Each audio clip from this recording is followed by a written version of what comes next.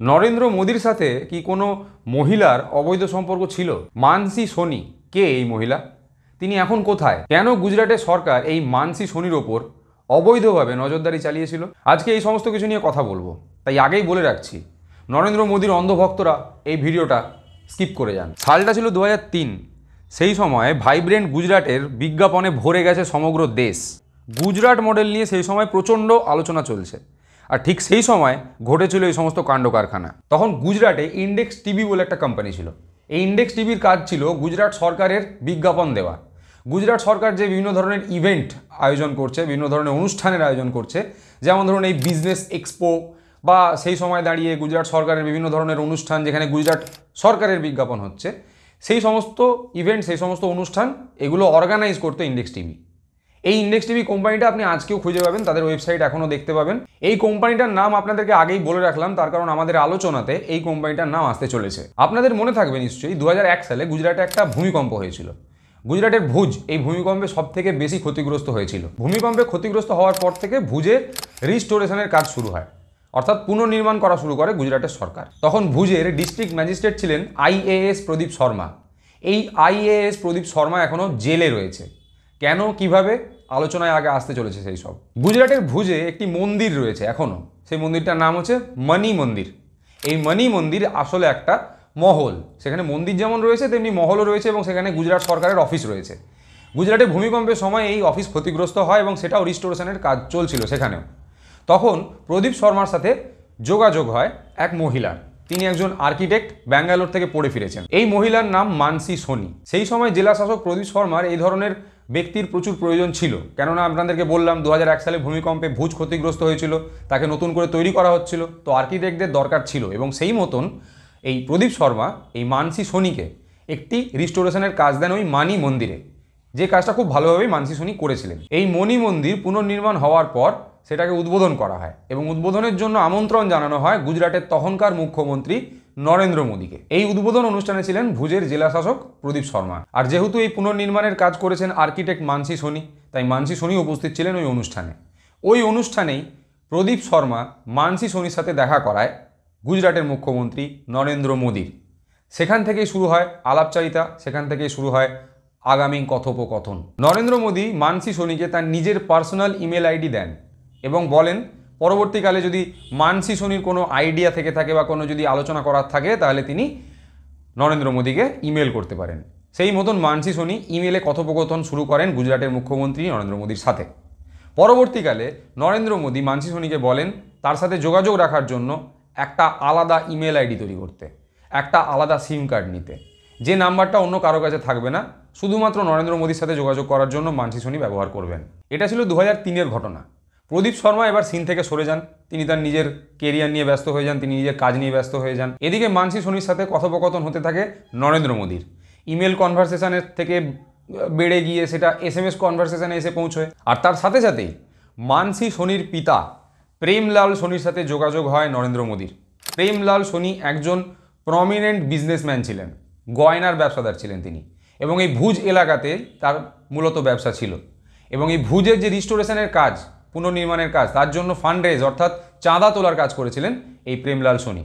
তিনি ব্যবসাদার হওয়ার সাথে সাথেও একজন সামাজিক কর্মীও ছিলেন। পরবর্তীকালে এই প্রেমলাল সোনির সাথে নরেন্দ্র মোদীর সম্পর্ক এতটাই ঘনিষ্ঠ হয়ে যায় যে তার দুই ছেলেকে আদানির কোম্পানিতে কাজে লাগায় নরেন্দ্র মোদী। পরবর্তীকালে আদানি 5 কোটি টাকা দেয় প্রেমলাল সোনির দুই ছেলেকে ব্যাঙ্গালোরে গিয়ে ইকুইলিব্রিয়াম এনার্জি বলে একটা কোম্পানি তৈরি করার জন্য। এরপরে আসে 2005 সাল। সেই বছর ভাইব্রেন্ট গুজরাট অর্থাৎ গুজরাট ভাইব্রেট হচ্ছে, এটা বোঝানোর জন্য বা গুজরাটের ট্যুরিজমকে প্রমোট করার জন্য শারদোৎসবের সূচনা করেন গুজরাটের মুখ্যমন্ত্রী নরেন্দ্র মোদী। এবং সেই শারদোৎসব হওয়ার কথা ছিল কচ্ছের যে রন সেইখানে। এই অনুষ্ঠানে যে সমস্ত অতিথিরা আসবেন তাদেরকে কোঅর্ডিনেট করা বা তাদের ঠিকঠাকভাবে সমস্ত কিছু ব্যবস্থা করার দায়িত্বে ছিলেন মানসী সোনি। কি করে তিনি সেই দায়িত্ব পেলেন সেই বিষয়ে আমরা এখনো অবধি কিছু জানি না। তবে প্রদীপ শর্মা, সেই IAS অফিসার, সেই ভুজের জেলা শাসক, তিনি বলেছেন যে প্রদীপ শর্মা যখন মানসী সোনির সাথে নরেন্দ্র মোদী যোগাযোগ করিয়ে দিয়েছিলেন, তারপর থেকে র্যান্ডামলি ক্রমাগত কথোপকথন হতো মানসী সোনি এবং নরেন্দ্র মোদীর। হয়তো এখান থেকেই মানসী সোনি কচ্ছের এই শারদোৎসবের যে অনুষ্ঠান সেটার অ্যারেঞ্জমেন্টের দায়িত্ব পেয়েছিলেন। আপনাদেরকে আগে বলেছি, মনে থাকবে নিশ্চয়ই, যে মানসি সোনি একজন আর্কিটেক্ট ছিলেন। সেই আর্কিটেক্টকে ইভেন্ট ম্যানেজমেন্টের দায়িত্ব কি করে দেওয়া হলো? এবার আসছে ওই কোম্পানিটার নাম, যে কোম্পানিটার নাম আপনাদেরকে বলেছিলাম যে গুজরাটে এই ইভেন্ট ম্যানেজমেন্টের কাজ করতো, তার নাম ইন্ডেক্স টিভি। এই ইন্ডেক্স টিভিতে কারা কাজ করবে কারা করবে না এটা সরাসরি নিয়ন্ত্রণ করতেন নরেন্দ্র মোদী, এবং তিনি মানসি সোনিকে এই কোম্পানিতে হায়ার করেছিলেন কাজের জন্য। এই ইন্ডেক্স টিভির অফিস ছিল গুজরাটের মুখ্যমন্ত্রীর যে অফিস তার 2টো ঘর বাদে, সেইখানেই কাজ করতেন মানসি সোনি। মানসি সোনি যখন সেখানে কাজ করছিলেন তখন গুজরাটের মুখ্যমন্ত্রীর পার্সোনাল অ্যাসিস্ট্যান্ট দেখভাল করতেন মানসি সোনি কখন কি খাওয়া দাওয়া করছে, সকালে ব্রেকফাস্টে কি খাচ্ছে, দুপুরবেলায় কি খাচ্ছে, রাত্রেবেলায় কি খেয়ে ঘুমোচ্ছে, কিভাবে ঘুমোচ্ছে, এই সমস্ত কিছু নজরদারি চালানো হতো। শুধু তাই নয়, এই সময় রাজ্য সরকারের খরচায় তাকে জাপানেও পাঠানো হয়েছিল। কিন্তু তারপর থেকে শুরু হয় সমস্ত ঝামেলা। মানসি সোনিকে বিয়ের প্রস্তাব পাঠানো হয়, কার তরফ থেকে আপনি বুঝতে পারছেন। তারপর যখন তিনি বিয়ের প্রস্তাব গ্রাহ্য করেন না বা সেটাকে অস্বীকার করেন, তখন তার পরিবারের ওপর চাপ দেওয়া হয়। তার পরিবার গুজরাটের ভুজ ছেড়ে আহমেদাবাদে গিয়ে স্থানান্তরিত হয়। এই সময় মানসি সোনির পরিবারের ওপর এতটাই চাপ ছিল যে শেষমেশ মানসি সোনি সিদ্ধান্ত নেয় যে তিনি গুজরাট ছেড়ে ব্যাঙ্গালোর চলে যাবেন, এবং সেই মতন তিনি ব্যাঙ্গালোর চলেও যান।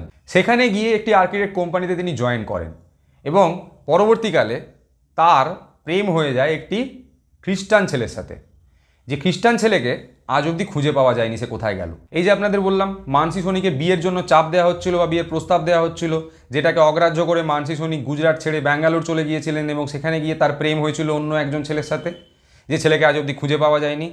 এই সময়টা ছিল 2005 থেকে 2007। এই 2-3 বছরের মধ্যে কন্টিনিউয়াসলি মানসি সোনির ওপর অবৈধভাবে নজরদারি চালিয়েছিল গুজরাটের সরকার তথা গুজরাটের প্রশাসন। এগুলো আমি জানলাম কিভাবে? এগুলো শুধুমাত্র আমি জানি এমনটা নয়, এগুলো অনেকেই জানেন। গুজরাট স্নুপিং কেস নামে যদি আপনি সার্চ করেন গিয়ে ইউটিউবে বা গুগলে, আপনিও এই তথ্যগুলো পেয়ে যাবেন। এটা ছাড়াও আমি ব্যবহার করেছি under cover my journey into the darkness of Hindutva বলে একটা বইয়ের তথ্য, যে বইটা লিখেছিলেন আশিস খেতান। কে এই আশিস খেতান?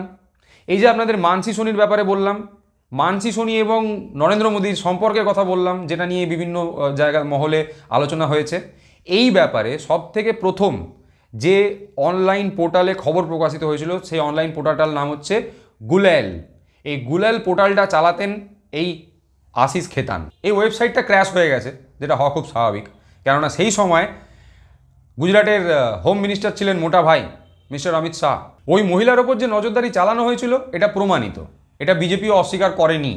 বিজেপি খালি এইটা বলেছে যে মেয়েটার বাবা নাকি বলেছিল এই নজরদারি চালাতে, আর মেয়েটার বাবার কথা শুনে তৎকালীন গুজরাটের মুখ্যমন্ত্রী শ্রী নরেন্দ্র দামোদর দাস মোদীর বেটি বাঁচাও বেটি পড়াও স্লোগানের কথা হয়তো মনে পড়ে গেছিল, তাই তার উপর নজরদারি চালানো হয়েছে। কিন্তু এখানে একটা গোড়ায় গলদ কি, এই যে নজরদারি চালানো হয়েছে পুলিশকে ব্যবহার করে, হ্যাঁ, সফিস্টিকেটেড টুলস ব্যবহার করে নজরদারি চালানো হয়েছে এই মহিলার ওপর, তার কোনো অফিসিয়াল কোনো রেকর্ড নেই। আহমেদাবাদের তৎকালীন পুলিশ কমিশনার এসকে সাইকিয়া এনডিটিভিকে দেওয়া একটি সাক্ষাৎকারে স্বীকার করেছিলেন যে এই নজরদারির কোনো লিগ্যাল ডকুমেন্ট ছিল না।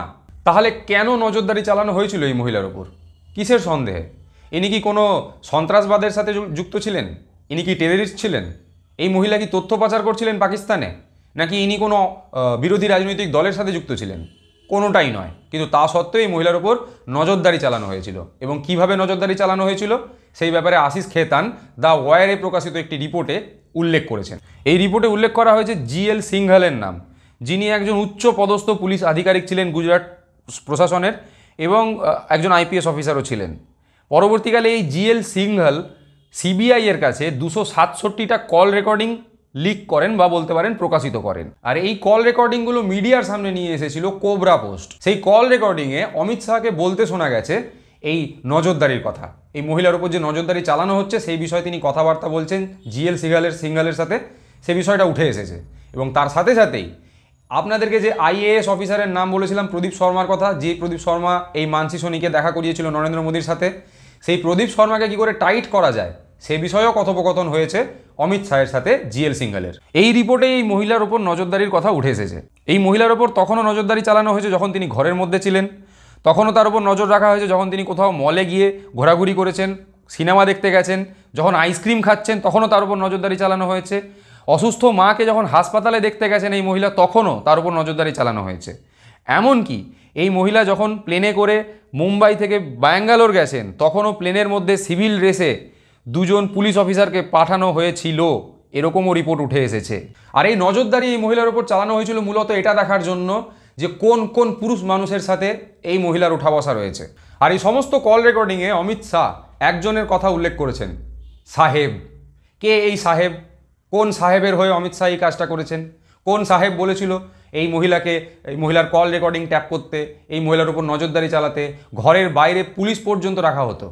এই সমস্ত কিছু কোন সাহেব করতে বলেছিল? সেই সাহেব কে আমরা এখনো অবধি অফিসিয়ালি জানি না, কিন্তু আনঅফিসিয়ালি এটা আন্দাজ করতে আশা করি আপনাদের অসুবিধা হচ্ছে না। 2009 সালে যখন এই কল রেকর্ডিংগুলো সামনে চলে আসে তখন একটা অস্বাভাবিক পরিস্থিতির সৃষ্টি হয় বিজেপির জন্য। তখন বিজেপির তরফ থেকে এই অভিযোগ করা হয় যে আইএএস অফিসার প্রদীপ শর্মার সাথে নাকি ওই মহিলার মানে মানসী সোনির তার নাকি কিছু ইন্টু পিন্টু রয়েছে, আর প্রদীপ শর্মাই নাকি পুলিশকে কাজে লাগিয়ে এই মহিলার উপর নজরদারি চালিয়েছে। এই প্রদীপ শর্মাকে প্রথম গ্রেপ্তার করা হয় 2010 সালে।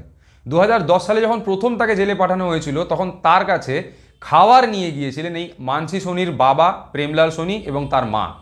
যদি কোনো অবৈধ সম্পর্ক প্রদীপ শর্মার সাথে থাকতো এই মহিলার, তাহলে কি তার বাবা মা জেলে দেখা করতে যেতেন প্রদীপ শর্মার সাথে? এটা একটা বড় প্রশ্ন। আর ওই প্রদীপ শর্মাকে এখন অবধি বিভিন্ন রকমের কেসে ফাঁসিয়ে রেখেছে গুজরাতের সরকার। কখনো জমি অধিগ্রহণের কেসে, কখনো মানি লন্ডারিংয়ের কেসে। পিএমএলএ যে আইন রয়েছে তারও ধারা লাগিয়ে দেওয়া হয়েছে প্রদীপ শর্মার বিরুদ্ধে। এই এপ্রিল মাসে খবর এসেছে যে এই প্রদীপ শর্মার বিরুদ্ধে আরও একটি মামলাতে আহমেদাবাদের একটি আদালত তাকে 5 বছরের জন্য জেলে পাঠিয়েছে। তিনি ইতিমধ্যে জেলে রয়েছেন, তার জেলে থাকার যে মেয়াদ সেটা উত্তীর্ণ হবে 2029 সালে। তারই আগে তার বিরুদ্ধে আরও একটা মামলা হয়ে গেছে, আর একটা রায় ঘোষণা হয়ে গেছে যে 2029 সালে যখনই উনি বেরোবেন তার আগেই তাকে আবার জেলে পাঠিয়ে দেওয়া হবে। অর্থাৎ যেন তেন প্রকারেণ প্রদীপ শর্মাকে জেলে আটকে রাখতেই হবে। এই আইএএস অফিসার প্রদীপ শর্মা ঘটনাটা আমাদেরকে মনে করিয়ে দেয় আইপিএস অফিসার সঞ্জীব ভাটের কথা, যিনি গুজরাট দাঙ্গার সময় নরেন্দ্র মোদীর বিষয়ে 2-4টে কথা বলার জন্য তিনি এখনও অবধি জেলে রয়েছেন। বিভিন্ন মামলায় তাকে ফাঁসিয়ে জেলের মধ্যে বন্দি করে রেখে দেওয়া হয়েছে। আর এই একটা কেসের উপর আরেকটা কেস, আরেকটা কেসের উপর আরেকটা কেস দেওয়ার যে প্যাটার্ন, সেই প্যাটার্ন আজ অবধি বিজেপি সরকার ফলো করে। আমরা দেখি কেন্দ্রের সরকার বিভিন্ন বিরোধী রাজনৈতিক দলের নেতাদেরকে বিভিন্ন ছুতোয় জেলে এইভাবেই আটকে রাখে। হঠাৎ এত বছর বাদে মানসী সোনির কথা আবার উঠে এলো কিভাবে? উঠে এলো বিজেপির এক নেতার মন্তব্যের মাধ্যমে। সুব্রমণিয়াম স্বামী, যিনি বিজেপির একজন অনেক বড় নেতা, অনেক পুরনো নেতা, তিনি গত বছর শুভঙ্কর শর্মা বলে একজন ইউটিউবার রয়েছেন তার সাথে করা পডকাস্টে এই মানসী সোনির কথা উল্লেখ করেন।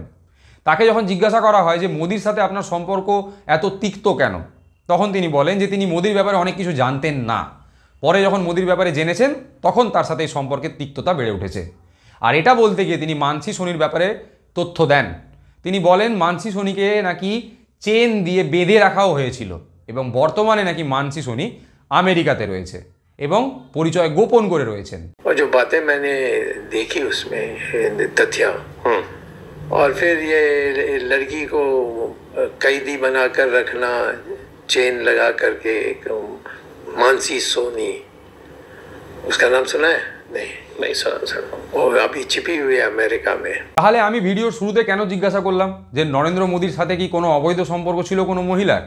তার কারণ প্রদীপ শর্মা, হ্যাঁ ওই আইএএস অফিসার প্রদীপ শর্মা যে লিটিগেশন ফাইল করেছিলেন সুপ্রিম কোর্টে, সেখানে তিনি যা এফিডেভিট দিয়েছেন সেই এফিডেভিট চাঞ্চল্যকর। এই প্রদীপ শর্মা বলেছেন যে নরেন্দ্র মোদীর সাথে ওই মানসী সোনির অবৈধ সম্পর্ক ছিল। তিনি একটি বিশেষ ইভেন্টের কথা বলেছেন, যে ইভেন্টের কথা আপনাদেরকে আমিও বললাম একটু আগে, 2005 সালের কচ্ছ শারদোৎসবের কথা। এই কচ্ছ শারদোৎসবের দায়িত্ব দেওয়া ছিল মানসী সোনির ওপর। প্রদীপ শর্মা বলেছেন যে ওই ইভেন্টে মরুভূমির ওপর তাঁবুর তৈরি করা হয়েছিল, যে তাঁবুর মধ্যে এসে অতিথিরা থাকবেন। ওইরকম একটা তাঁবুতে নাকি নরেন্দ্র মোদীও ছিলেন। আর এই মানসী সোনি রাত্রির বেলায় নরেন্দ্র মোদীর সাথে ওই তাঁবুতে থেকেছেন। এই মানসী সোনি তৎকালীন আইএএস অফিসার এবং কচ্ছের যিনি ডিস্ট্রিক্ট ম্যাজিস্ট্রেট ছিলেন প্রদীপ শর্মাকে বলেছিলেন যে যেদিন নরেন্দ্র মোদী কচ্ছ ছেড়ে যাওয়ার কথা সকালবেলায় তার সাথে নাকি দেখা করার কথা ছিল। তো প্রদীপ শর্মা বলেন যে এরকম কোনো তথ্য তার কাছে নেই, প্রদীপ শর্মা এ ব্যাপারে কিছু জানেন না। অথচ সকালবেলায় কাকতালীয়ভাবে নরেন্দ্র মোদীর সাথে দেখা করতে চলে আসেন মানসী সোনি এবং সেখানে নরেন্দ্র মোদী তাকে জিজ্ঞাসা করেন তোমার ব্যাঙ্গালোর যাওয়ার কথা ছিল না? এখান থেকেই প্রদীপ শর্মার সন্দেহ শুরু হয় যে মানসী সোনির সাথে নরেন্দ্র মোদীর যোগাযোগ রয়েছে। वहाँ पर इसने मुझे आखिर ने मुझे ये कहा कि नरेंद्र मोदी ने सुबह मुझे 7:30 बजे मिलने बुलाया। अब मैं डीएम था, मैंने किसी को इस तरह सीएम से मिलने की मुलाकात फिक्स नहीं की है, तो लड़की कैसे आएगी? I said not possible. लेकिन बराबर 7:30 बजे वो वहाँ आई और सीएम ने उसको ये सवाल किया कि भाई तुम तो बैंगलोर जाने वाले थे। तब मुझे आइडिया आ गया कि लड़की झूठ नहीं बोल रही, क्योंकि सीएम को कैसे पता कि ये लड़की बैंगलोर जाने वाली थी? अगर एसएमएस एक्सचेंज नहीं होते, ईमेल एक्सचेंज नहीं होते, तो सीएम को तो इसके बारे में कोई पता होना नहीं चाहिए। পরবর্তীকালে যখন মানসী সোনিকে বিয়ের প্রস্তাব দেওয়া হয় এবং তার উপর চাপ সৃষ্টি করা হয়, তখনও মানসী সোনি প্রদীপ শর্মার সাথে যোগাযোগ করেছিলেন এবং প্রদীপ শর্মাকে কিছু মেসেজ দেখিয়েছিলেন, কিছু এসএমএস দেখিয়েছিলেন প্রদীপ শর্মাকে, যেটা গুজরাটের মুখ্যমন্ত্রী তার নিজের প্রাইভেট নাম্বার থেকে মানসী সোনিকে করেছিলেন। সেই প্রাইভেট নাম্বার থেকে করা মেসেজে মানসী সোনি কী খেয়েছেন, কোথায় গেছেন, আরও প্রাইভেট তথ্য, মানে আমি আর বলবো না এইসব বিষয়ে, সেই সমস্ত কিছু জিজ্ঞাসা করেছিলেন গুজরাটের মুখ্যমন্ত্রী নরেন্দ্র মোদী। এই কথা প্রদীপ শর্মা বলেছেন। एक बार जब ये महिला मुझे भावनगर में मिलने आई थी, तो उस समय दरम्यान शी वाज शोइंग मी उनके एसएमएस बता रही थी, देखो नरेंद्र मोदी कैसे लिख रहा है, देखो नरेंद्र मोदी कैसे लिख रहा है। तो वो एसएमएस पढ़ते पढ़ते इनफैक्ट मुझे तो ताज्जुब हुआ कि मुख्यमंत्री के पास ऐसे फालतू एसएमएस करने का भी टाइम हो सकता है। भावनगर का गांठिया खाया कि नहीं खाया, चाय पी के नहीं पी, सुबह कितनी गुलाबी, ठंड कितनी शराबी, you know that kind of a thing, random. और कुछ शायरिया वायरिया भी गुजराती में लिखी थी जो मुझे याद नहीं। আমি বারবার প্রদীপ শর্মার কথা এই কারণে বলছি, কেননা প্রদীপ শর্মা আজ অবধি জেলে রয়েছেন, তবে গুজরাটের মুখ্যমন্ত্রীর ওপর করা এই অভিযোগের জন্য নয়, অন্য কেসে।